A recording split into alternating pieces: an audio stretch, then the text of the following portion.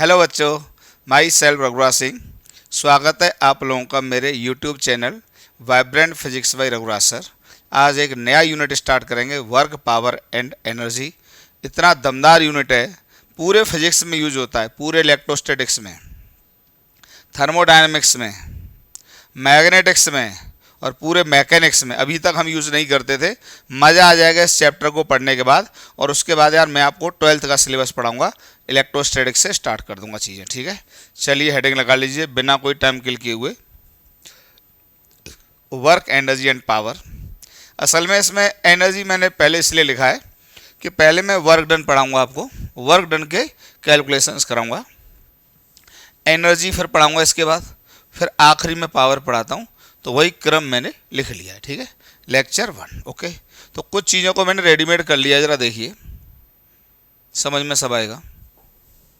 देखिए, जो work done होता है वो W से डिनोट किया जाता है।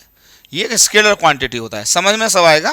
पहले यार कोई चीज़ स्टार्ट होती है तो ऐसे ही आप पढ़ना स्टार्ट करो जैसे बता रहा हूँ, फिर एक एक बात को क्रिस्टल क्लियर करूँगा, क्रिस्टल क्लियर एकदम। ठीक है, तो work done is the quantity related to force. पहला पॉइंट मैंने ये लिखा है। इसका मतलब ये है कि वर्क डन एक फिजिकल क्वांटिटी हम लोग डिफाइन करने जा रहे हैं जिसकी चर्चा बिना फोर्स के हो ही नहीं सकती। और फोर्स तो आप देख ही रहे हो कितना डिटेल में आपको पढ़ाई चुका हूँ नीट के लिए, मेंस के लिए। तो वर्क डन की चर्चा अभी भी बिना फोर्स के हो ही नहीं सकती। कहने का मतलब, अगर कहीं पर कोई बॉडी कुछ भी करे लेकिन अगर फोर्स नहीं है तो वर्क डन की बात ही नहीं हो सकती। बात ही तब होगी जब क्या लग रहा होगा, फोर्स लग रहा होगा किसी भी ऑब्जेक्ट के ऊपर। बिना फोर्स के वर्क डन की बात ही नहीं हो सकती। या ये कहिए कि work done is totally related to force. Clear है, मैंने लिख दिया इसलिए दिमाग में सेट कर लेना। We define work done if and only if object changes its position. अब देखिए, दूसरी बात यह है कि अगर ऑब्जेक्ट अपनी पोजीशन नहीं चेंज करेगा, जैसे ऑब्जेक्ट यहाँ है, कहीं भी चेंज करे, यहाँ चेंज करे, यहाँ चेंज करे, इधर चेंज करे, अगर ऑब्जेक्ट अपनी पोजीशन नहीं चेंज करेगा तो फिर हम वर्क डन की बात नहीं करते। तो दो बातें अब तक बड़ी महत्वपूर्ण निकल के आ गई कि वर्क डन की बात ही तब होगी जब फोर्स लग रहा होगा ऑब्जेक्ट के ऊपर, और दूसरी बात तब होगी जब ऑब्जेक्ट उस फोर्स के द्वारा अपनी पोजीशन भी चेंज करेगा। भाई पोजीशन तो देखिए ऐसे भी चेंज हो जाती है, मैं आपको समझा दूं। देखिए, जैसे एक स्मूथ सरफेस ले लो, स्मूथ सरफेस ले लो और इस बॉडी में एक फोर्स लगा के या धक्का दे के छोड़ दो तो ये कांस्टेंट स्पीड से चलता जाएगा। पर हम यहाँ पर वर्क डन की बात नहीं कर सकते। क्यों नहीं कर सकते? क्योंकि हॉरिजॉन्टल में कोई भी फोर्स नहीं लग रहा है। ठीक है, इसलिए वर्क डन की बात नहीं कर सकते। क्लियर हुआ? फिर दूसरा एग्जाम्पल देखिए क्या आता है। जैसे मान लो किसी ने फोर्स लगा दिया, जैसे ये पिलर है, मान लो जैसे वॉल है, ये वॉल है। अब यहाँ पर कोई कितना भी फोर्स लगा दे, कितना भी फोर्स लगाए कोई ऑब्जर्व, कितना भी फोर्स लगाए, कितना भी फोर्स लगा दे, अगर इसका डिस्प्लेसमेंट ही नहीं होगा इस वॉल का, तब भी हम वर्क डन की बात नहीं कर सकते। तो यहाँ पे जितनी फोर्स लगा लो, पर अगर उस बॉडी का जिसके ऊपर फोर्स लग रहा है उसका डिस्प्लेसमेंट नहीं हो रहा है, या वो बॉडी अपनी पोजीशन को चेंज नहीं कर रही है, तब भी हम वर्क डन की बात करते ही नहीं। तो दो बातें महत्वपूर्ण हो गई। एक तो वर्क डन की बात कब होगी? तब होगी, सॉरी, वर्क डन कैसी क्वांटिटी है? Related to force. तो भले ही बॉडी पोजीशन चेंज कर जाए लेकिन फोर्स ना लगे तो फिर वर्क डन की बात नहीं करते। दूसरा, भले ही फोर्स लगे लेकिन अगर बॉडी अपनी पोजीशन ना चेंज करे तब भी हम वर्क डन की बात नहीं करते। जैसे इस बोर्ड में मैं कितना भी धक्का दे लूँ, कितना भी धक्का दे लूँ, अगर ये अपनी पोजीशन चेंज नहीं कर रहा है तो मैं वर्क डन बाई मी, चाहे मेरी कितनी भी सांस फूल जाए, लेकिन फिजिक्स वाले ये कहेंगे कि हमने कोई भी वर्क नहीं किया। क्लियर? कोई भी वर्क नहीं किया। तीसरी बात देखिए, work is said to be done by a force when the point of application of the force is displace under the influence of the force. ये भी बड़ा महत्वपूर्ण पॉइंट है। देखिए, जैसे उदाहरण के लिए, ये हालांकि मैं कई बार आपको समझा दूंगा। जैसे मान लीजिए, जैसे मैं ये रॉड ले लूं, ठीक है, और यहाँ पे इसको मैं फिक्स कर लूँ, ठीक है, तो यहाँ पे मैं एक फोर्स लगा दूँ F1, एक फोर्स यहाँ लगा दूँ मैं F2, एक फिर फोर्स रिमांडी मैंने F3 लगा दिया। और अब मान लो ये रॉड थोड़ा घूम गई, ऐसे करके घूम गई, तो रॉड की पोजीशन ये आ गई, रॉड की पोजीशन ये आ गई। तो ध्यान रख देखिए अब यहाँ पे 3 पॉइंट पे फोर्स लग रहा है। एक तो ए पे लग रहा था, एक बी पे लग रहा था और एक सी पे लग रहा था। तो जो ए वाला पॉइंट है तो देखो वो यहाँ से लेके यहाँ तक डिस्प्लेस हुआ, ठीक। लेकिन बी पॉइंट पर जहाँ फोर्स लग रहा है वो पॉइंट कहीं भी डिस्प्लेस ही नहीं हुआ, वो अभी भी वही है। और सी पॉइंट भी इसी तरीके से यहाँ से लेके यहाँ तक ये डिस्प्लेस हुआ, मान लो DS3 और ये DS1। तो हम ये कहेंगे F1 ने तो वर्क किया क्योंकि जिस पॉइंट पर फोर्स लग रहा था वो पॉइंट डिस्प्लेस हुआ, और ऐसे ही F3 ने भी वर्क किया क्योंकि जिस पॉइंट पर F3 लग रहा था वो पॉइंट भी डिस्प्लेस किया। पर F2 ने कोई भी वर्क नहीं किया क्योंकि जिस पॉइंट पर F2 लग रहा था उसने कोई भी वो पॉइंट डिस्प्लेस ही नहीं हुआ, इसलिए work done by F2 will be 0। तो बड़ा फिर एक बार स्टेटमेंट को पढ़ लीजिए, मैंने समझा तो दिया ही है। Work is said to be done, हम किसी फोर्स के द्वारा तभी वर्क डन कहते हैं जब by a force when the point of application, जिस पॉइंट के ऊपर फोर्स लग रहा हो वो डिस्प्लेस होना चाहिए, ठीक है। तो एक बात और समझ में आ गई, जब भी हम work done by a force calculate करेंगे तो हम उसी पॉइंट का डिस्प्लेसमेंट देखेंगे जिस पॉइंट के ऊपर क्या लग रहा होगा, फोर्स लग रहा होगा। इधर उधर से हमको कोई भी मतलब नहीं होता है, ठीक है।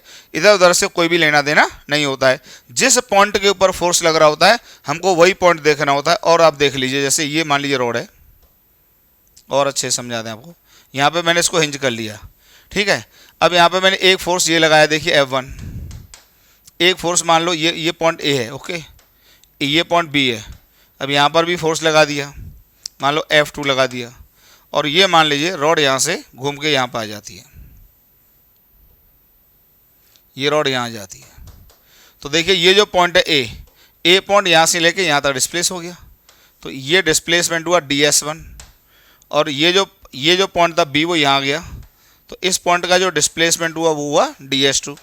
तो देखिए भले ही फोर्सेस के मैग्नीट्यूड सेम होते तो इसका डिस्प्लेसमेंट अलग है, इसका डिस्प्लेसमेंट अलग है, तो दोनों फोर्सेस के वर्क डन अलग अलग होंगे, ठीक है। हम ये नहीं देखते हैं कि वर्क डन निकालने के लिए सारे फोर्सेस को उठा के सेंटर ऑफ मास पे ले लें, ऐसा कुछ भी नहीं करते हैं, दिमाग में रखना, ठीक है। ये मैं लिख नहीं रहा हूँ कि ये नहीं करते हैं कि जैसे लॉज ऑफ मोशन में अगर किसी बॉडी का एक्सीलरेशन फाइंड आउट करना होता था ट्रांसलेशन वाला, तो हमने कहा कि न्यूटन साहब ने कहा फोर्स लगे कहीं, लगा कहाँ दो, सेंटर ऑफ मास पर वर्क डन कैलकुलेट करने के लिए हम सभी फोर्सेस को सेंटर ऑफ मास पर नहीं ले सकते, ठीक है। इस बात को लिख लीजिए आप, मैं बोल रहा हूँ लिख नहीं रहा हूँ, फिर सुन लीजिए कि डिफरेंट फोर्सेस के द्वारा वर्क डन फाइंड आउट करने के लिए सारे फोर्सेस को सेंटर ऑफ मास पर नहीं ले सकते, जिस पॉइंट पर फोर्स लग रहा होगा उसी पॉइंट का डिस्प्लेसमेंट देखना होगा। कहने का मतलब work done by a force point of application पर डिपेंड करता है। चाहो तो इतनी बात लिख सकता हूं, मैं यहां पे लिख देता हूं, ठीक है। Work done by a force depends on the point of application of the force. जिस पॉइंट पर फोर्स लग रहा होता है उस पॉइंट के डिस्प्लेसमेंट पर डिपेंड करता है। तो work done by a force depends on the point of application of the force. Clear है? इतना पॉज करके उतारिए पॉज करके, ठीक है। चलिए आगे बढ़िए। एक और पॉइंट लिखा है वी ऑलवेज कैलकुलेट DW। हम हमेशा DW कैलकुलेट करते हैं। DW का मतलब होता है डिफरेंशियल वर्क डन। DW का मतलब होता है बच्चों डिफरेंशियल वर्क डन। हम हमेशा डिफरेंशियल वर्क डन कैलकुलेट करते हैं for differential change in position DS। छोटी सी चेंज इन पोजीशन के लिए हम हमेशा DW कैलकुलेट करते हैं। देखिए 10th क्लास तक तो DW की कोई बात ही नहीं होती है और हमेशा टोटल वर्क डन डिफाइन होता है। आप लोगों ने पढ़ा होगा बुक्स में W इक्वल टू F.S, लेकिन यहाँ पर DW equal to F.DS define करेंगे। अभी समझाने जा रहा हूँ। तो हम हमेशा DW कैलकुलेट करते हैं for differential change in position DS and to calculate the total work done we integrate DW। इसको मैं जरा समझा देता हूँ यहाँ पे आपको। देखिए जैसे कोई बॉडी इस रास्ते के ऊपर जा रही है, इस पाथ के ऊपर, बॉडी यहाँ से चली ए पॉइंट से और बी पॉइंट तक है, इसने पोजीशन बदली। तो अगर हमें ए से बी में वर्क डन फाइंड आउट करना होगा किसी भी फोर्स के द्वारा, तो लेट सबसे पहले हमने बॉडी बना ली है और इसके ऊपर फोर्स लग रहा है इस तरीके से एफ, और अब इस रास्ते पे जा रही है तो मान लो ds तो हमेशा अलोंग द टेंजेंट होगा, बहुत अच्छे से काइनेमेटिक्स में बता चुका हूँ। तो ds मान लीजिए इधर है, छोटा सा डिस्प्लेसमेंट वेक्टर होता है ds, ठीक है, ये डिस्प्लेसमेंट वेक्टर होता है, ध्यान रखना, डिस्टेंस नहीं होता है, ठीक है, डिस्प्लेसमेंट वेक्टर होता है, ठीक है, डिस्प्लेसमेंट वेक्टर ये होता है फोर्स वेक्टर। और मान लीजिए इस समय एंगल दोनों के बीच में थीटा है, तो थीटा क्या है जरा बताइए, ये है angle between F vector and ds vector, ठीक। अब मान लीजिए इसने इस पोजीशन से यहाँ तक इसने पोजीशन चेंज की, ठीक है, ये ds वेक्टर यही है इनिशियल से फाइनल। तो जो इस इंटरवल का ये यहाँ से यहाँ तक का जो dw होगा, dw ये हम आपको डिफाइन करने की बात कर रहे हैं। तो इसके लिए बिल्कुल डेफिनेशन को क्लियर करो। तो dw डिफाइन होता है, डॉट प्रोडक्ट डिफाइन होता है, ये डेफिनेशन है, इसको कोई चैलेंज नहीं कर सकता, इसको कोई प्रूव करने की कोशिश ना करे, ये डेफिनेशन है। This is definition of dw। Clear हो गया, ये dw की डेफिनेशन है। तो हमने क्या किया, अगर a से b में हमको किसी फोर्स के द्वारा, इस फोर्स के द्वारा मान लो इसी फोर्स के प्रेजेंस में इस बॉडी को a से b में डिस्प्लेस किया गया, तो देखिए a से b में पोजीशन भी चेंज हुई, बॉडी के ऊपर फोर्स भी लग रहा है, तो हम 100% वर्क डन की बात करेंगे। तो हम क्या करते हैं, किसी भी जनरल लोकेशन पर हमने कहा कि भाई ds की पोजीशन चेंज करने में मान लीजिए इसने dw का वर्क किया, f का फोर्स इस तरीके से लग रहा है, f और ds के बीच का एंगल थीटा है, तो dw इक्वल टू क्या लिखा, f डॉट ds। और अगर हमें total work done find out करना होगा, w टोटल फाइंड आउट करना होगा अगर a से b, तो हम क्या करेंगे, इसको इंटीग्रेट करेंगे f डॉट ds को, बाद बाकी कैसे लिमिट डालेंगे वो सब हम आपको सिखा देंगे। तो a से b में क्या कर देंगे, इसको इंटीग्रेट कर देंगे, ठीक है, a से b में क्या कर देंगे, इंटीग्रेट कर देंगे, a से b में क्या कर देंगे, इंटीग्रेट कर देंगे। इतना उतारिए पॉज करके जरा,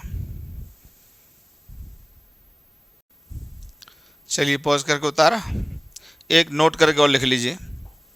देखिए जो ds वेक्टर होता है वो हमेशा is always in the direction of velocity. तो देखिए कहीं भी ले लो, किसी भी पॉइंट पे, जैसे कोई भी पॉइंट यहाँ है और अगर इसकी वेलोसिटी इधर है, तो ध्यान रखना ds वेक्टर भी इस मूवमेंट पे इधर ही होगा, ds वेक्टर हमेशा वेलोसिटी के डायरेक्शन में होता है।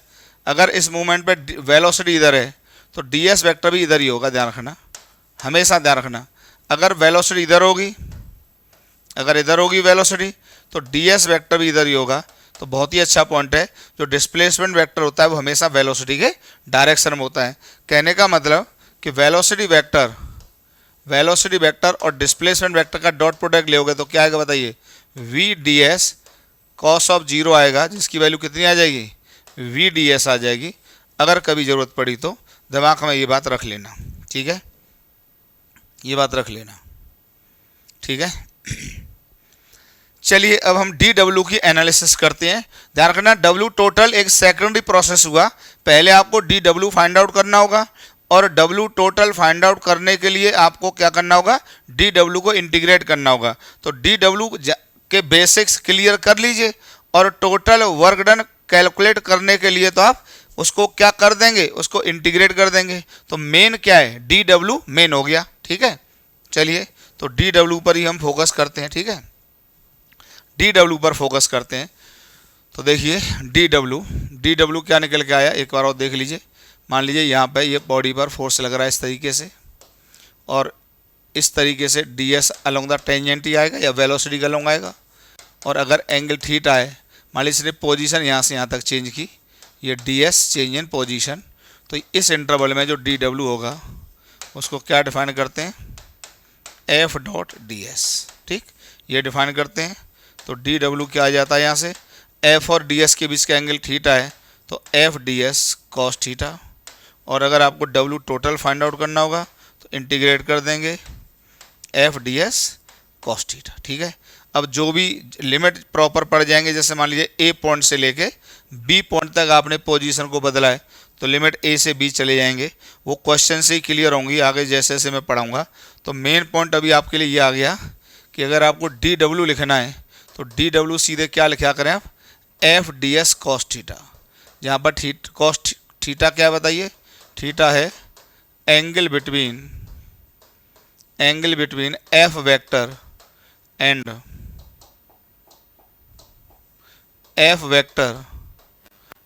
D S vector. तो थीटा असल में क्या है, angle between F vector and D S vector. ठीक है, ये आपका डी डब्ल्यू है, क्लियर, ये आपका डी डब्ल्यू है। चलिए आगे बढ़ता हूँ। अब देखिए वर्क डन का नेचर डिफाइन करते हैं। Nature of work done,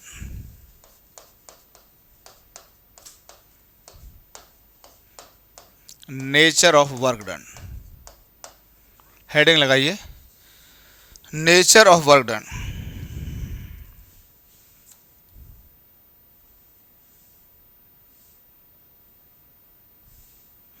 nature of work done heading लगाइए। तो यहाँ पे मैं आपको तीन इसमें मिली समझाऊंगा। एक हम आपको समझाना चाहते हैं पॉजिटिव वर्क डन, बहुत अच्छा कॉन्सेप्ट है। पॉजिटिव वर्क डन समझाना चाहता हूँ, किन किन केसेस में वर्क डन पॉजिटिव होता है। फिर मैं आपको समझाना चाहता हूँ नेगेटिव वर्क डन, बहुत अच्छा कॉन्सेप्ट है। कब कब work done by a force negative होता है, तो नेगेटिव वर्क डन। और फिर मैं आपको समझाना चाहता हूँ जीरो वर्क डन। ऐसे भी बहुत सारे सिचुएशन आएंगे कि फोर्स लग रहा होगा और पोजीशन भी चेंज हो रही होगी पर वर्क डन जीरो होगा। ऐसी भी बहुत सारी सिचुएशंस होंगी, तो वो भी हमको समझाना है। तो ये तीन समझाएंगे नेचर ऑफ वर्क डन की हेडिंग में। कब किन किन केसेस में, वो कौन कौन से डिफरेंट सिचुएशंस हैं जब work done by a force क्या है, पॉजिटिव है। वो कौन कौन से डिफरेंट सिचुएशंस हैं जब work done by a force क्या है, नेगेटिव है। और वो कौन कौन से डिफरेंट सिचुएशंस हैं जब work done by a force क्या है, जीरो है। ठीक है, तो पहले मैं आपको समझाता हूँ पॉजिटिव वर्क डन, जरा ध्यान से देखिए। Positive work done, positive work done, तो हम यहीं से स्टार्ट करते हैं। तो डी डब्ल्यू की एनालिसिस की जाती है, ध्यान रखना हमेशा, क्योंकि टोटल वर्क डन तो डी डब्ल्यू को इंटीग्रेट करके निकाला जाता है। हमेशा डी डब्ल्यू की एनालिसिस की जाती है। तो डी डब्ल्यू की डेफिनेशन आपको समझा दी गई, एफ डॉट डी एस, और ये डी डब्ल्यू इक्वल टू आ जाता है F D S cos theta. एक बात दिमाग में ले लेना जरा, ये छोटी सी बात है। जब भी आप दो वेक्टर का डॉट प्रोडक्ट ओपन करते हैं ए डॉट बी, तो आप लिखते हैं ए बी कॉस थीटा। तो यहाँ पर क्या है, ये ए और बी अब सिंपली क्या है, मैग्नीट्यूड्स हैं। क्या है, मैग्नीट्यूड्स हैं। और मैग्नीट्यूड हमेशा पॉजिटिव होता है, ध्यान रखना, ऑलवेज पॉजिटिव, इसको बार बार बताने की आवश्यकता नहीं है। तो अगर डॉट प्रोडक्ट नेगेटिव होगा दो वेक्टर्स का, तो वो कॉस थीटा पे डिपेंड करेगा। तो ये मे बी पॉजिटिव, ये पॉजिटिव भी हो सकता है और नेगेटिव, और जीरो, ये नेगेटिव पॉजिटिव जीरो कुछ भी हो सकता है। ओके, ठीक है, ठीक है, दिमाग में रखना। पॉज करके उतार लेना इसको, ठीक है, ठीक है। अब देखिए, तो आपको मैंने समझा दिया। तो यहाँ पे ये मैग्नीट्यूड होगा, ये भी क्या होगा, मैग्नीट्यूड होगा। तो अगर मुझे डी डब्ल्यू को पॉजिटिव देखना है तो कॉस थीटा को तो मुझे देखना होगा, तो कॉस थीटा को पॉजिटिव बताइए कब होता है। कॉस थीटा पॉजिटिव तब होता है, सब जानते हैं। कॉस थीटा मैथमेटिक्स में देखिए, ये जो फर्स्ट क्वाड्रेंट होता है, एक बात मैं अभी बताना भूल गया हूँ, अभी आपको समझा दूंगा। चलो मैं बोल देता हूँ। देखिए अब यहाँ पे जो थीटा है यार, वो थीटा केवल और केवल पता है कहाँ से कहाँ तक पॉसिबल है, अभी इसे लिख देता हूँ। ये जीरो से लेके पाई तक ही तो पॉसिबल है। क्यों? क्योंकि इस बात का उत्तर मेरे पास ये है कि दो वेक्टर्स के बीच में जो एंगल होता है वो 0 से पाई के अलावा कुछ हो ही नहीं सकता।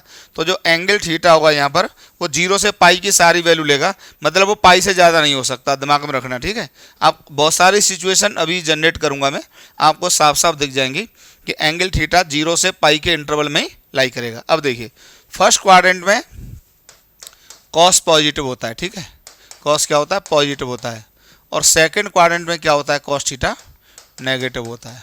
तो इसका मतलब ये हो गया कि अगर एंगल 0 to पाई/2 होगा तो इसमें कॉस थीटा क्या हो जाता है, पॉजिटिव हो जाता है।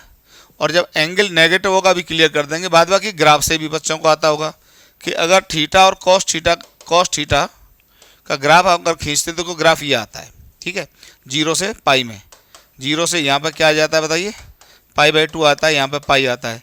तो 0 से पाई/2 में ये क्वांटिटी क्या है, पॉजिटिव है। ओके, तो ये क्वांटिटी क्या है, पॉजिटिव है, ठीक है। हटा दूँ, पॉज करके उतार लीजिए, थोड़ा सा याद पीछे का रिमाइंड कराना था।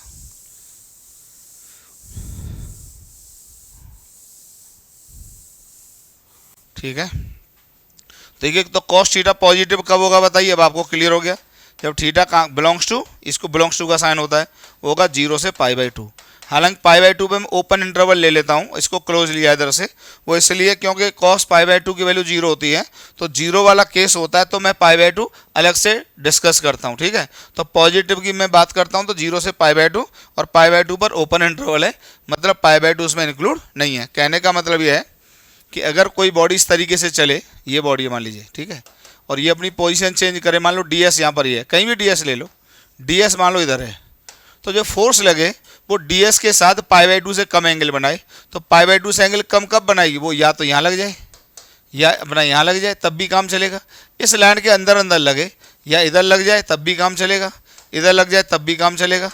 इस लाइन के अंदर अंदर लगे, तो ये जितने भी केसेज होंगे इन सब में बताइए जो dw होगा वो क्या होगा बताइए, पॉजिटिव होगा, dw पॉजिटिव होगा। और जब आप इसको इंटीग्रेट कर देंगे w टोटल के लिए, w टोटल फिर इंटीग्रेशन ऑफ क्या आएगा, dw आएगा, तो फिर w टोटल भी क्या हो जाएगा बताइए, पॉजिटिव हो जाएगा। w टोटल भी फिर क्या होगा, पॉजिटिव हो जाएगा, ठीक है, w टोटल भी क्या हो जाएगा, पॉजिटिव हो जाएगा।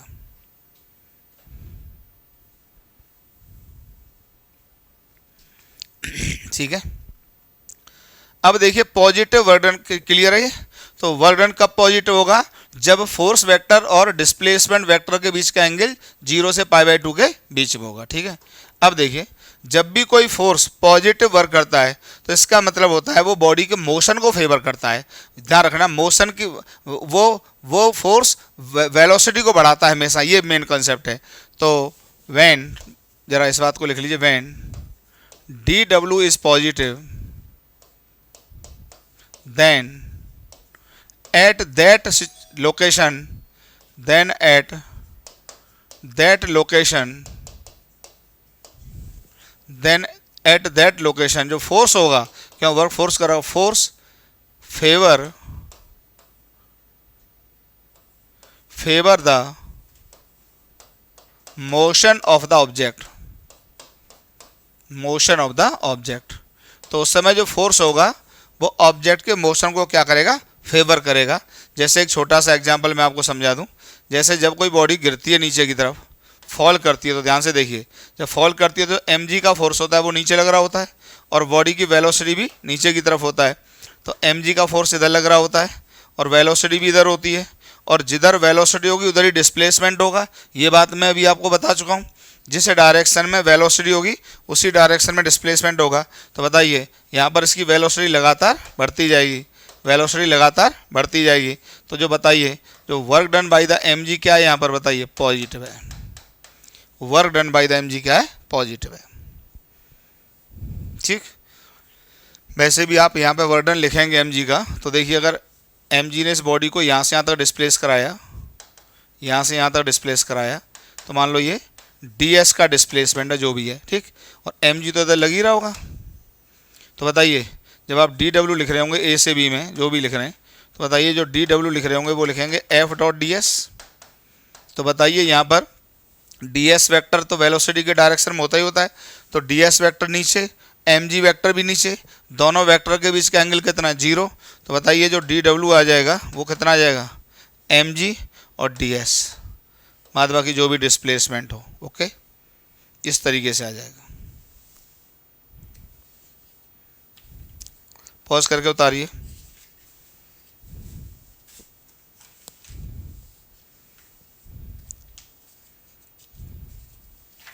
पॉज करके उतारिए। ठीक है, इसी तरीके से अब आप देखेंगे नेगेटिव वर्क डन।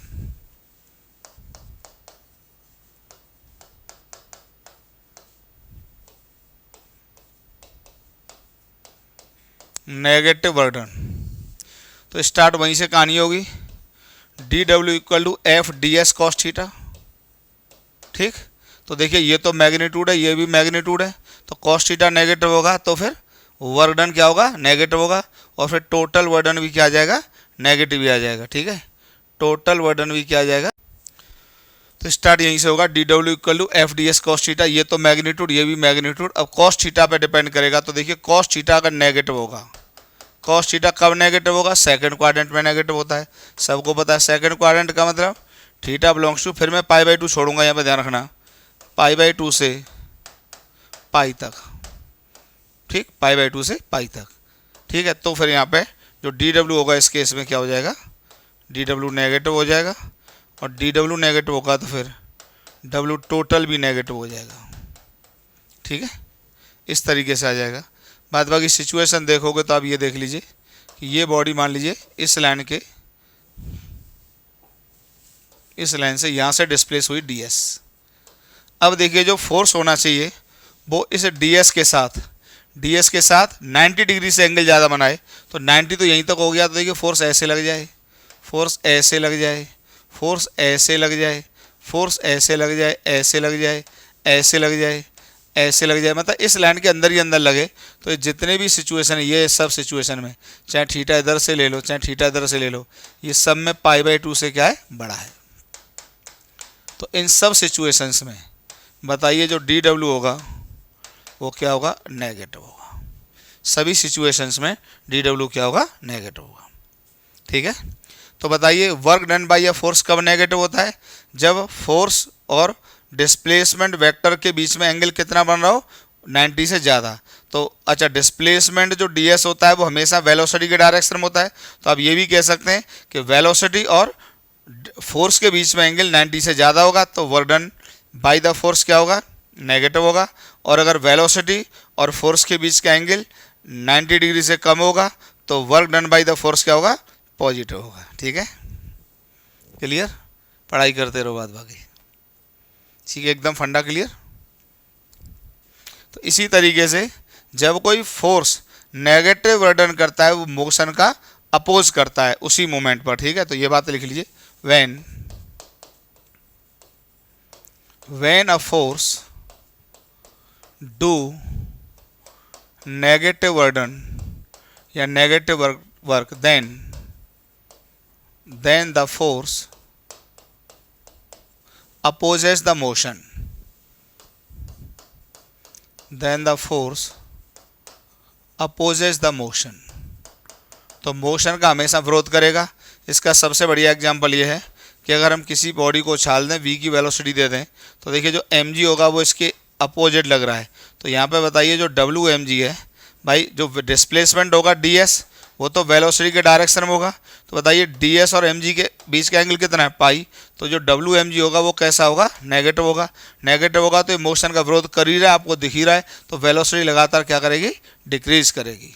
ठीक, वेलोसिटी लगातार क्या करेगी डिक्रीज करेगी, वेलोसिटी लगातार डिक्रीज करेगी। ठीक है, पॉज करके उतारिए। क्लियर, चलिए अब देखिए zero work done. Zero work done तो देखो मैंने लिख लिया, एकदम आसान है। तो देखो स्टार्ट वहीं से होगा, D W equal to F D S cos theta. तो अगर डी डब्ल्यू को क्या होना है जीरो होना है, तो यहाँ पर इस पूरे टर्म को जीरो होना होगा। तो इसमें तीन टर्म है, एक है एफ, एक है डी एस और एक है कॉस थीटा। तो F0 हो जाए, मैंने लिख दिया मैथमेटिकली, पर फोर्स जीरो का तो कोई मीनिंग ही नहीं है, क्योंकि बिना फोर्स के तो वर्क डन की बात ही नहीं करते ना, तो इसकी तो कोई मतलब ही नहीं, ठीक है। तो या तो DS 0 हो जाए तो इसकी तो बात करते हैं, ठीक है, या फिर cos थीटा 0 हो जाए। तो हम एक ये केस देखते हैं और ये केस देखते हैं, इसकी तो कोई बात ही नहीं, क्योंकि इसके बिना तो वर्क डन की बात ही नहीं हो सकती, ठीक है। इतना पॉज करके उतारो। तो बताइए cos थीटा, वो केसेस देख लेंगे जिनमें cos थीटा 0 हो रहा है, और वो केसेस देख लेंगे जिनमें DS 0 हो रहा है। तो वो सब मिला के वो केसेस आ जाएंगे जहां पर किसी भी फोर्स के द्वारा वर्क डन क्या हो जाएगा, 0 हो जाएगा। तो दो केसेस में work done by the force 0 होता है, कि फोर्स लग जाए और DS 0 हो जाए, और फोर्स लग जाए तो फोर्स और DS के बीच का एंगल क्या हो जाए, π/2 हो जाए। एकदम आसान है, ठीक है, एकदम आसान है। तो देखिए पहला देखते हैं cos थीटा 0। तो cos थीटा 0 इसका मतलब थीटा π/2, थीटा π/2 मतलब ये हो गया कि DS तो इधर आ जाए, ठीक है, और फोर्स इधर लग जाए, या कैसे भी कर लो, DS इधर आ जाए, फोर्स इधर लग जाए। बात क्लियर है ना। तो theta π/2 that is if angle between force vector and DS vector is π/2 then work done by the force is 0। तो ऐसे सभी केसेस में बताइए DW क्या होगा, 0 होगा। अच्छा एक बात ध्यान रख लेना, जो DS होता है वो हमेशा वेलोसिटी के डायरेक्शन में होगा, हमेशा वेलोसिटी के डायरेक्शन में होगा, हमेशा वेलोसिटी के डायरेक्शन में होगा। तो किसी भी पाथ पे पार्टिकल चले, किसी भी पाथ पर, अगर वेलोसिटी इधर है तो ध्यान रखना है कि लाइन खींच दो इसके परपेंडिकुलर, तो फोर्स इधर लगे या इधर लगे, बस ये सबसे अच्छा है। जैसे वेलोसिटी यहाँ पे अलोंग द टेंजेंट होगी तो एक लाइन खींच दो यहाँ पे ऐसे, तो कोई भी फोर्स जो इस डायरेक्शन में लग रहा होगा या इस डायरेक्शन में लग रहा होगा, क्योंकि DS होगा हमेशा किस डायरेक्शन में, जिधर वेलोसिटी होगी उधर ही क्या होता है बताइए, DS होता है। क्लियर है।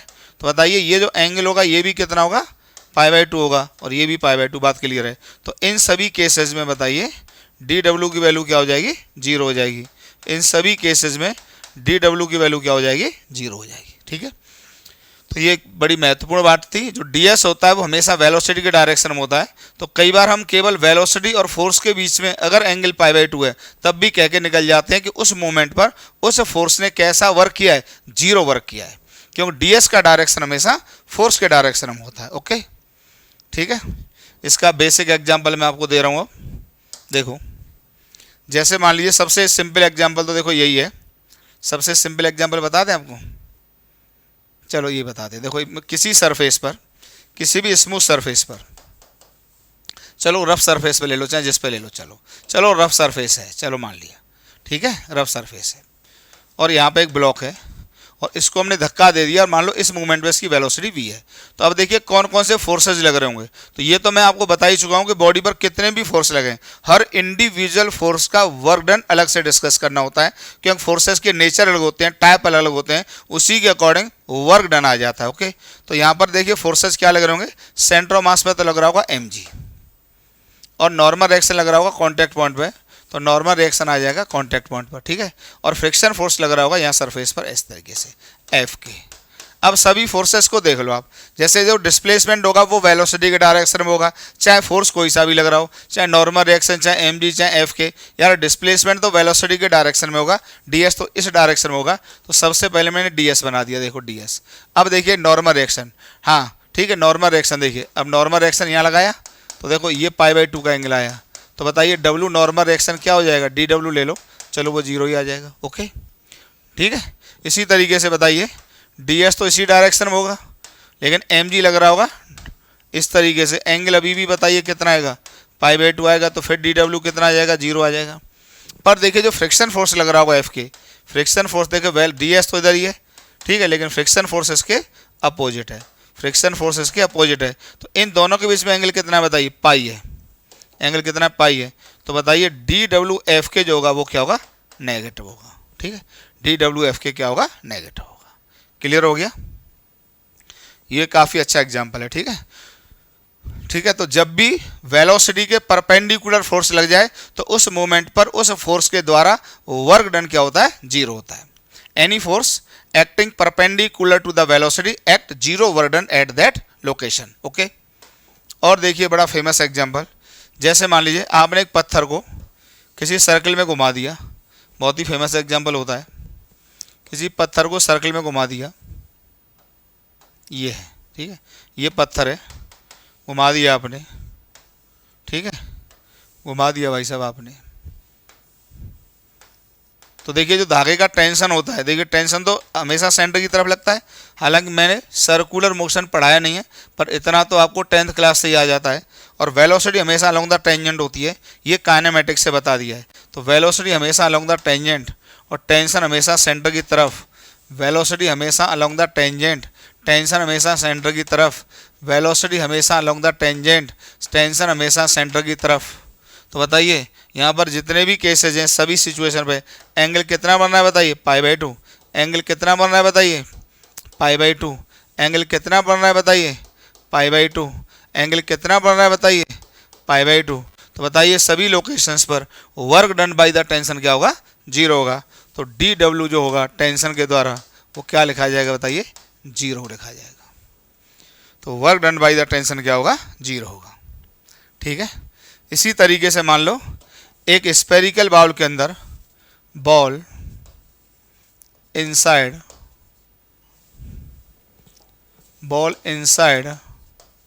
आ स्पेरिकल या कोई भी बाउल ले लो, स्पेरिकल, चलो ठीक है, बॉल इनसाइड आ बाउल, या कोई भी सरफेस ले लो, इससे क्या लेना देना, कोई भी सरफेस ले लो, ये कोई भी सरफेस है। एक पार्टिकल मान लो इसके अंदर चले इस तरीके से, या कोई ब्लॉक चले किसी तरीके से ले लो, ये ब्लॉक यहाँ पहुँचा, फिर यहाँ पहुँचा, यहाँ पहुँचा, यहाँ पहुँचा, ठीक है। अब देखिए यहीं से समझ में आ जाएगा जो नॉर्मल रिएक्शन होगा। तो एक तो नॉर्मल रिएक्शन लग रहा है मान लो, और mg लग रहा है, और मैं कोई लगा ही नहीं रहा, ठीक है, mg लग रहा है। यहाँ पे नॉर्मल रिएक्शन लग रहा है और यहाँ पे mg लग रहा है, ठीक है। दो ही फोर्सेस के वर्डन को समझा देता हूँ। नॉर्मल रिएक्शन लग रहा है और क्या लग रहा है बताइए, mg लग रहा है। नॉर्मल रिएक्शन लग रहा है और क्या लग रहा है बताइए, mg लग रहा है, ठीक है। अब इतने में देख लीजिए। अब देखिए यहाँ पर जो डिस्प्लेसमेंट होगा अलोंग द टेंजेंट इस तरीके से होगा, ds वेलोसिटी के डायरेक्शन में होगा, अलोंग द टेंजेंट होगा, इसमें कोई डाउट ही नहीं है, अलोंग द टेंजेंट होगा, अलोंग द टेंजेंट होगा, अलोंग द टेंजेंट होगा। अब देखिए यहाँ पे देखते चलो, देखिए नॉर्मल रिएक्शन का तो वर्डन हर जगह 0 ही होगा, W नॉर्मल रिएक्शन तो 0 ही होगा हर जगह, क्योंकि ये तो डिस्प्लेसमेंट के क्या लगेगा, हमेशा परपेंडिकुलर लगेगा, क्योंकि वेलोसिटी अलोंग द टेंजेंट होगी और नॉर्मल रिएक्शन होगा perpendicular to the tangent, mathematics से, ओके। तो नॉर्मल रिएक्शन का वर्क डन सभी सिचुएशन पर क्या होगा, 0 होगा। अब यहाँ पे देखिए जो mg होगा, देखो यहाँ पे मोशन को फेवर कर रहा है, तो इस लोकेशन पे जो dwmg होगा वो पॉजिटिव होगा भैया, ये मैं थोड़ा बताना चाहता हूँ। यहाँ पर भी देखिए mg और ds के बीच का एंगल 90 से कम है, तो यहाँ पर भी ये पॉजिटिव होगा। और यहाँ पर बताइए dwmg 0 होगा, क्योंकि इस मोमेंट पर बताइए ये एंगल 90 बन रहा है डिस्प्लेसमेंट वेक्टर और mg के बीच में। और यहाँ देखिए डिस्प्लेसमेंट और mg के बीच का एंगल, यहाँ पर ये जो एंगल है वो π/2 से भैया बड़ा है, इसलिए इस लोकेशन पर dw जो mg होगा ना प्यारे बच्चों, वो क्या होगा, लेस देन 0, या ये कहिए क्या होगा बताइए, नेगेटिव होगा, ठीक है। इतना और उतार लीजिए आप, इतना और उतार लीजिए।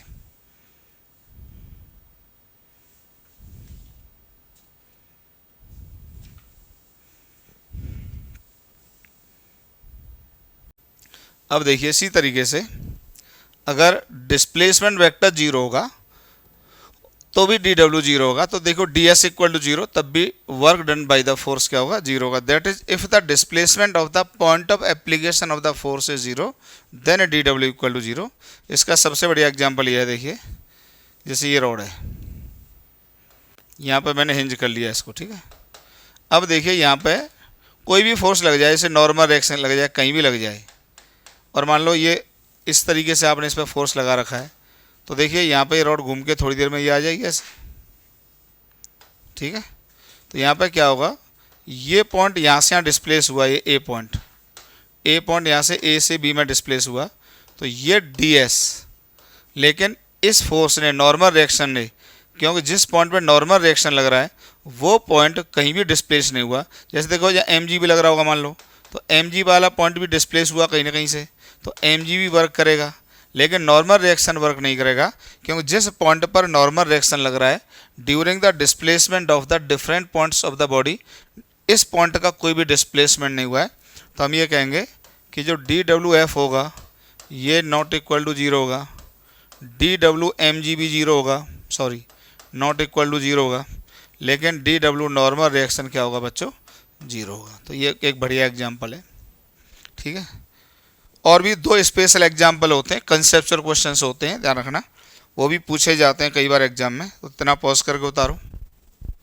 ये और देख लीजिए, बहुत अच्छा, ये देखिए, When a man runs on the stairs, then work done by the normal reaction is 0। देखो बहुत अच्छा एग्जाम्पल है, जब आप सीढ़ियों पर चढ़ के आते हैं, देखिए सीढ़ियों पर चढ़ के आते हैं, जब आप सीढ़ियों पर चढ़ के आते हैं, तो देखिए मैं बहुत अच्छा एग्जाम्पल आपको दे रहा हूँ। तो देखिए होता क्या है, देखिए आपके पैर की सिचुएशन ये होती है, ठीक है, ये मैं पैर ऐसे बना देता हूँ, पैर में ऐसे बना देता हूँ, ठीक है, ये बना दिया पैर, आप ऐसे झुकते हैं, ये है। तो अब ध्यान से देखना, अब ध्यान से देखना, इसी तरीके से ऊपर चढ़ते हैं, तो देखिए अब देखो होता क्या है, आप इस एक्टिंग को खुद करके देख लेना कि जब आप चढ़ते हैं तो इस आगे वाले पैर को आपने दबाया और पीछे वाला पैर तो हवा में आ जाता है, मतलब यहाँ पे तो नॉर्मल रिएक्शन क्या लगता है बताइए, 0 लगता है, लेकिन यहाँ पे नॉर्मल रिएक्शन लग रहा होता है, ध्यान से सुनना, यहाँ पे नॉर्मल रिएक्शन लग रहा होता है। अब देखिए जो mg होगा वो इसके सेंटर मास पे लग रहा होगा, और ये अपने वही एनिमेट ऑब्जेक्ट है, तो इंटरनल फोर्सेस से, एनिमेट ऑब्जेक्ट है, इंटरनल फोर्सेस से अपने बॉडी को ऊपर की तरफ मूव कराता है, ऊपर की तरफ, मान लो वेलोसिटी या दे दो, जो भी एक्सीलरेशन दे दो, तो mg तो वर्क करेगा, तो बताइए DWMG तो नेगेटिव आएगा, ठीक है, क्योंकि mg लग रहा है नीचे, और आप देखते हैं कि जब आप ऊपर की तरफ चढ़ते चले जाते हैं सीढ़ियों पर, तो बॉडी के सेंटर ऑफ मास का डिस्प्लेसमेंट ऊपर की तरफ होता है, तो mg तो वर्क डन नेगेटिव करेगा, और यहाँ पे तो कोई नॉर्मल रिएक्शन लग ही नहीं रहा है, लेकिन हम इस वाले नॉर्मल रिएक्शन के लिए हमने लिखा है कि जब आप सीढ़ियों पर चढ़ते हैं तो बताइए जिस पॉइंट पर नॉर्मल रिएक्शन लग रहा है, बताइए इसका ds क्या है, बताइए 0 है, इसलिए बताइए DW नॉर्मल रिएक्शन क्या होगा, 0 का। बहुत ही बेहतरीन पॉइंट है। इसी तरीके से जब आप ये पैर उठा के फिर यहाँ रख देते हैं तो इस पॉइंट पर नॉर्मल रिएक्शन लगता है, और ये पैर किस में आ जाता है, हवा में आ जाता है, तो यहाँ पे लगने वाला नॉर्मल रिएक्शन तुरंत क्या हो जाएगा, 0 हो जाएगा, और इस पैर पे फिर नॉर्मल रिएक्शन लगता है, फिर वही इंटरनल फोर्सेस के द्वारा जो मैन होता है, जो स्टेयर्स पे रन करता है, वो बॉडी को ऊपर मूव कराता है, पर जिस पॉइंट पर नॉर्मल रिएक्शन लग रहा होता है वो फिर से किस में बना रहता है, रेस्ट में बना रहता है। इसलिए हम ये कहते हैं कि इसने कोई भी वर्क, नॉर्मल रिएक्शन ने कोई भी वर्क नहीं किया, ठीक है, तो नॉर्मल रिएक्शन ने कोई भी वर्क नहीं किया होता है। एक बेहतरीन एग्जाम्पल है, ठीक है, पॉज करके उतारिए। कंसेप्चुअल क्वेश्चन है, बहुत ही फेमस क्वेश्चन है। तो जब आप सीढ़ियों पर चढ़ते हैं या कोई भी सीढ़ियों के ऊपर रन करता है, उतरता है या चढ़ता है, तो नॉर्मल रिएक्शन कोई वर्क नहीं करता है, ग्रेविटी वर्क करता है, आदमी का इंटरनल फोर्सेस वर्क करते हैं, क्योंकि एनिमेट ऑब्जेक्ट है, ओके। इसी तरीके से एक और एग्जांपल होता है, सिमिलरली व्हेन अ मंकी, या आदमी जो भी ले लो, मंकी या man, run on a vertical string, then the work done by the tension force is 0। तो भी टेंशन फोर्स वर्क डन 0 करता है। देखिए इसको भी समझो, जैसे ये रस्सी है, ठीक है, अब देखिए ये आदमी है, चलिए दोनों हाथों से चढ़ा दें, इसने पकड़ा, ये इसने ये पकड़ा। अब देखिए अब क्या होता है, ये रस्सी, अब ऐसा तो है नहीं कि जब आप रस्सी से चढ़ते हैं, मंकी चढ़ता है, तो रस्सी और हाथों के बीच में कोई भी रिलेटिव मोशन होता है, no relative motion. No relative motion, relative motion को आरएम कर रहा हूँ, बिटवीन हैंड्स एंड स्ट्रिंग, कोई भी रिलेटिव मोशन नहीं होता है। अगर रिलेटिव मोशन नहीं हो रहा है तो बताइए रस्सी तो रेस्ट में, तो इसका मतलब जिस पॉइंट पर ये टेंशन लग रहा होगा या फ्रिक्शन फोर्स लग रहा होगा, जो भी मान लो, क्योंकि टेंशन भी फ्रिक्शन फोर्स के द्वारा ही प्रोड्यूस होता है। एक दिन इसको समझा दूंगा। क्योंकि देखिए, अगर रस्सी चिकनी होती और कोई भी फ्रिक्शन नहीं होता तो वो हाथ स्लिप कर जाते हैं और कोई भी टेंशन भी फिर प्रोड्यूस नहीं होता। तो असल में क्या है कि आदमी और रस्सी के बीच में फ्रिक्शन आता है और उसी फ्रिक्शन फोर्स को फिर टेंशन उस धागे में क्या हो जाता है, प्रोड्यूस हो जाता है। तो बताइए, ये आदमी mg तो इधर नीचे लग रहा होगा, तो अपनी इंटरनल ताकत से अपने आप को एक वेलोसिटी ऊपर की तरफ प्रोवाइड कराता है। ओके, ऊपर की तरफ वेलोसिटी प्रोवाइड कराता है। पर बताइए, जिस पॉइंट पर टेंशन लग रहा है, बताइए क्या उसका डिस्प्लेसमेंट जीरो है? तो यहाँ पे देखिए, अब ये dwmg ये तो नेगेटिव होगा। क्यों होगा? क्योंकि जिस पॉइंट पर mg लग रहा है वो पॉइंट ऊपर की तरफ डिस्प्लेस कर रहा है। इसी तरीके से नीचे उतर रहा होता तो dwmg क्या होता? पॉजिटिव होता। पर जिस पॉइंट पर टेंशन लग रहा है उस पॉइंट का कोई भी डिस्प्लेसमेंट नहीं है, या इस मोमेंट पर बताइए इसकी वेलोसिटी क्या है? जीरो है। इसलिए वेलोसिटी जीरो है, इसलिए ds की वैल्यू क्या है? जीरो है। तो हम कहेंगे कि during the climbing of the monkey और man along the string work done by the tension force is zero. तो टेंशन फोर्स का जो वर्क डन होता है वो क्या होता है? जीरो होता है। बहुत ही अच्छे दोनों एग्जाम्पल थे, कंसेप्चुअल हैं। इतना पॉज करके उतार लीजिए आप लोग, ठीक है? ठीक है, अब आपको सिखाता हूँ वर्क डन का जनरल कैलकुलेशन। ठीक है, तो हेडिंग लगा लीजिए, general calculation of work done in curvy linear translational motion. ठीक है, बॉडी किसी भी पाथ पे चलेगी लेकिन वो कर्वी लीनियर ट्रांसलेशन होगा। तो ध्यान रखना, काइनेमेटिक्स में मैंने पढ़ाया था कि what is curvy linear translation. Body किसी भी जनरल पाथ पे चले लेकिन किसी भी लोकेशन पर हर पॉइंट की वेलोसिटी, डिस्प्लेसमेंट और एक्सीलरेशन क्या हो? सेम हो, तो क्या कहलाता है? कर्वी लीनियर ट्रांसलेशनल मोशन कहलाता है। ओके, चलिए जरा समझाते हैं। इसके लिए देखिए, आपको क्या समझना होगा? आपको समझना होगा, ये देखिए कि देखिए जो dw होता है इसी से सब कुछ होने वाला है। तो ये होता है यार F D S cos theta. तो इसमें सबसे महत्वपूर्ण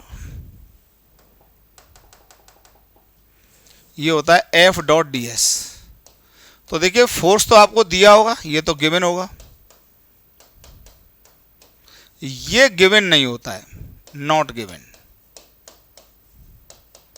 ये क्वेश्चंस में दिया नहीं रहता। ठीक है, अब ये यार ds लेने का जो तरीका होता है, ध्यान रखना, ये इस पर डिपेंड करता है कि body along one dimensional motion में, कि टू डायमेंशनल मोशन में, या थ्री डायमेंशनल मोशन में। तो इसको मैं अलग से सिखाना चाहता हूँ और आज के बाद कभी नहीं सिखाऊंगा, तो एक बार में सीख लेना। अगर मान लीजिए जैसे body along the x axis move कर रही है, ठीक है, अलोंग द एक्स एक्सिस, तो देखिए जैसे यहाँ पे है किसी समय बॉडी, यहाँ है, ये है, यहाँ से यहाँ गई, तो ये ds होगा। तो ध्यान रखना, ds को क्या लिखा जाएगा? ये लिखा जाएगा ds वेक्टर। क्या लिखा जाएगा? dx। तो यहाँ से आप x ले लेते हैं, तो इसको हम लैंग्वेज यूज करते हैं, x पर जाके dx। तो ds इक्वल टू क्या होगा? dx vector. तो बताइए ds को क्या लिख दोगे? यहाँ लिख दोगे dx i के वेक्टर फॉर्म में, i j के या यूनिट वेक्टर्स में एक्सप्रेस करना सिखा रहा हूँ मैं आपको इसको। ठीक है, इसी तरीके से अगर body along the y axis move करे, मान लीजिए y एक्सिस में मूव कर रही है, तो बताइए यहाँ पे जो ds होगा वो किसके बराबर होगा? dy के बराबर होगा। ये y एक्सिस है, तो बताइए जो ds वेक्टर हो जाएगा उसको क्या लिखेंगे? dy j कैप लिखेंगे। क्लियर हुआ? इसी तरीके से अगर body along the z axis move करेगी, z एक्सिस, ये x ये y और मान लीजिए z एक्सिस, ठीक, तो अगर z एक्सिस में मूव करेगी तो ये dz इक्वल टू क्या होगा? ds होगा। तो बताइए ds को वेक्टर फॉर्म में लिखेंगे तो क्या लिख देंगे? dz k cap. ठीक है, तो ये वन डायमेंशनल के लिए हम इस तरीके से एक्सप्रेस करते हैं। ठीक है, वन डायमेंशनल के लिए इस तरीके से एक्सप्रेस करते हैं। इसी तरीके से देखिए, अगर मान लीजिए x और y दोनों कोऑर्डिनेट चेंज हो रहे हैं, मान लो x एक्सिस मैंने ये लिया है, y एक्सिस ये लिया है, और मान लो भले ही वो 1D में चल रही है, तो मान लीजिए ये है यहाँ पे ds, ये ds है। तो यहाँ पे dx के दो कंपोनेंट किए जा सकते हैं क्योंकि वेक्टर क्वांटिटी है। तो देखो इस तरह से कंपोनेंट करते हैं, ध्यान रखना, बहुत अच्छा पॉइंट है। ये इस तरीके से ये अलोंग द एक्स एक्सिस आ जाएगा और ये अलोंग द y एक्सिस, तो ये तो आ जाएगा dy और ये आ जाएगा along the x axis dx। तो बताइए ds वेक्टर को क्या लिख देंगे? ट्रायंगल लॉ से समझ लो जरा, क्या हो जाएगा बताइए? ds, ये dx वेक्टर और ये हो जाएगा dy वेक्टर। तो ये लिखा जाएगा dx i cap plus dy j cap. Clear है? इसको यहाँ पे लिख दो। तो जो डी एस वेक्टर लिखा जाएगा, ये लिखा जाएगा D X I cap plus D Y J cap. ठीक है, क्लियर है। अब देखिए यहाँ पर क्या, मान लो जनरल पाथ में भी चल रही है बॉडी, और एक्स वाई प्लेन या जो भी प्लेन ले लो, 2D की बात कर रहा हूँ मैं, अगर जनरल पाथ में भी चल रही है, ध्यान रखना, जैसे इस तरीके से जा रही है, तो ध्यान रखना तब भी इसने पोजीशन मान लो यहाँ से चेंज की यहाँ तक, तो ये मैं आपको बहुत पहले बता चुका हूँ कि पाथ कैसा भी हो, किसी भी कर्व के ऊपर बॉडी चले, जो डिफरेंशियल डिस्प्लेसमेंट होता है या डिफरेंशियल लेंथ होती है, वो हमेशा स्ट्रेट लाइन होती है। चाहे वो सर्किल पे ले लो, चाहे पैराबोला पे ले लो, चाहे लॉग के किसी कर्व के ऊपर ले लो, चाहे साइन कर्व के ऊपर ले लो, चाहे किसी भी कर्व पे ले लो, जो डी एल या डी एस का जो लेंथ होता है वो हमेशा स्ट्रेट लाइन होता है। ठीक है, तो यहाँ से अभी भी हम इसको क्या मानेंगे बताइए, स्ट्रेट मानेंगे, स्ट्रेट, ध्यान रखना, मानेंगे स्ट्रेट, ये डी एस। तो अभी भी देखिए 2 टुकड़े हो जाएंगे इसके, ये टुकड़ा यहाँ से क्या होगा बताइए, डी एक्स, और ये टुकड़ा क्या होगा यहाँ से, डी वाई। तो अभी भी बताइए डी एस क्या लिखा जाएगा, ये लिखा जाएगा डी एक्स आई प्लस डी वाई जे। तो एक बहुत अच्छी बात मैं आपको बताने जा रहा हूँ, इतना पॉज करके उतारो, इधर बता रहा हूँ, ठीक है, पॉज करके उतारो, स्क्रीनशॉट ले लो। चलिए देखिए, बहुत अच्छी बात मैं ये बताने जा रहा हूँ कि अभी तो ये मैंने आपको बेसिक से समझाया, पर आज के बाद आपको बिल्कुल बिना सोचे समझे सब मानना है।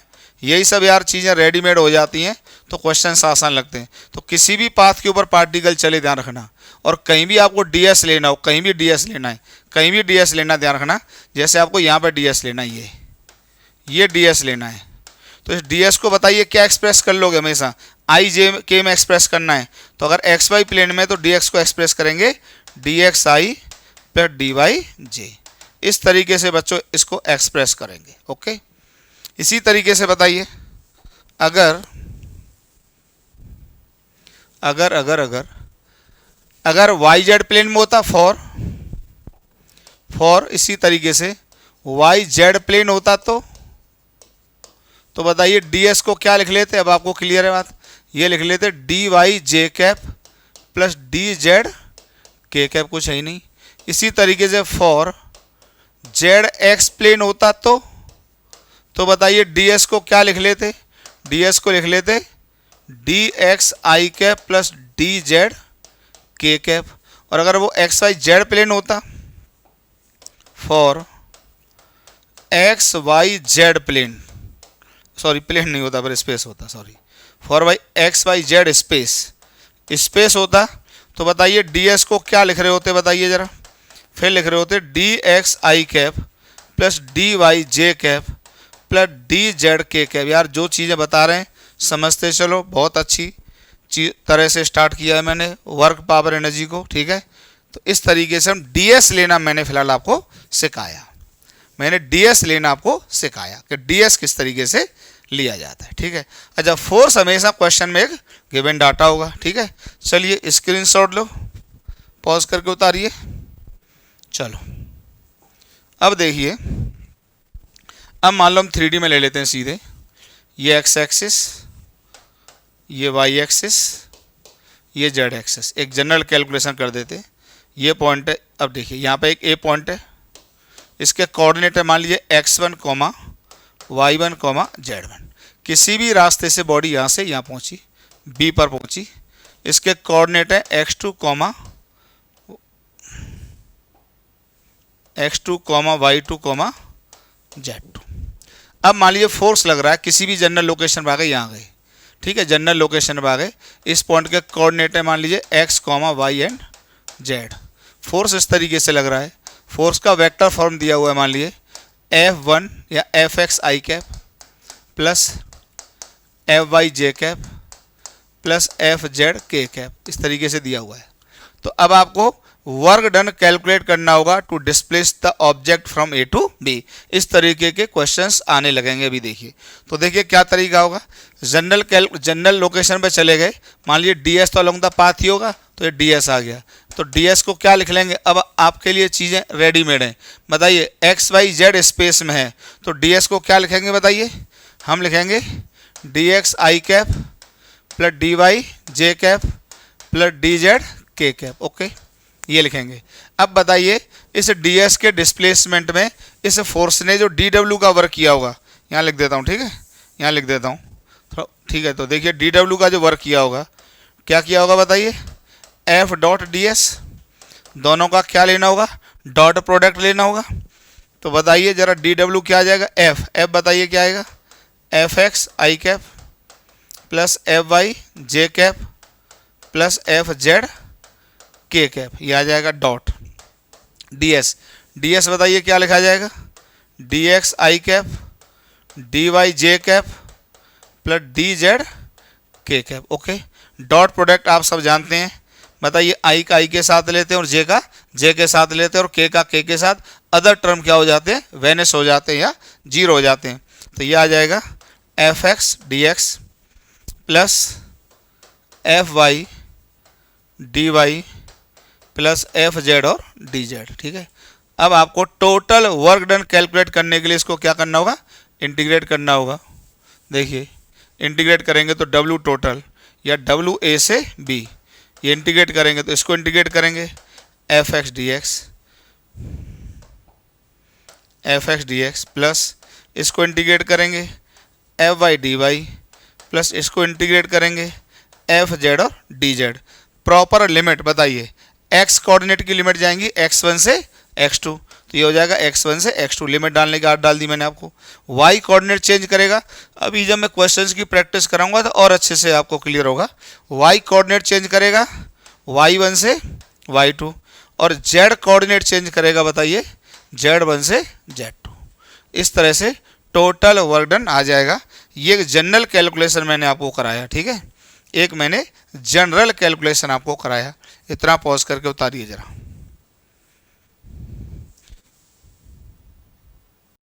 चलिए कुछ एग्जांपल्स करते हैं इसके ऊपर। जैसे देखिए पहला एग्जांपल, जैसे यहाँ पर x, अब की बार जो फोर्स लगाया गया है वो अलोंग द x एक्सिस लगाया है केवल, और एक सिंपल क्वेश्चन है, हर किताब में दिया रहता है, और इस ब्लॉक को इस फोर्स के द्वारा a से b में डिस्प्लेस किया जा रहा है, ये मैंने लिख दिया है। तो ये location a location x equal to 0 है और b location x equal to 2 metre है, ठीक है। Find the work done by the force to displace the object from a to b। तो a से b में डिस्प्लेस करने में फोर्स कितना वर्क डन करेगा, ठीक है। तो देखिए यहाँ पर क्या वन डायमेंशनल मोशन है, तो बताइए आप डी डब्ल्यू को क्या लिख रहे होंगे बताइए, एफ डॉट डी एस। उसी तरीके से अब देखिए जो फोर्स है वो अलोंग द एक्स एक्सिस है, वो कितना है बताइए, 3x² माइनस 2x प्लस 7 आई कैप हो जाएगा। और बताइए ds को मैंने अलोंग द x एक्सिस क्या बोला था, dx आई कैप, और जब डॉट प्रोडक्ट लोगे तो दोनों के बीच का एंगल कितना होगा, i डॉट आई 1 बनेगा। तो बताइए जो dw हो जाएगा, ये हो जाएगा प्यारे बच्चों 3x² माइनस 2x प्लस 7 और dx। और जब आप निकालेंगे टोटल वर्क डन तो इसको क्या कर देंगे बताइए, इंटीग्रेट कर देंगे। आप इसको क्या कर देंगे, इंटीग्रेट कर देंगे।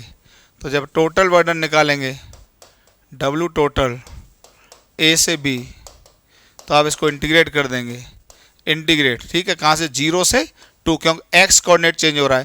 तो ये कितना था बताइए, 3x² माइनस 2x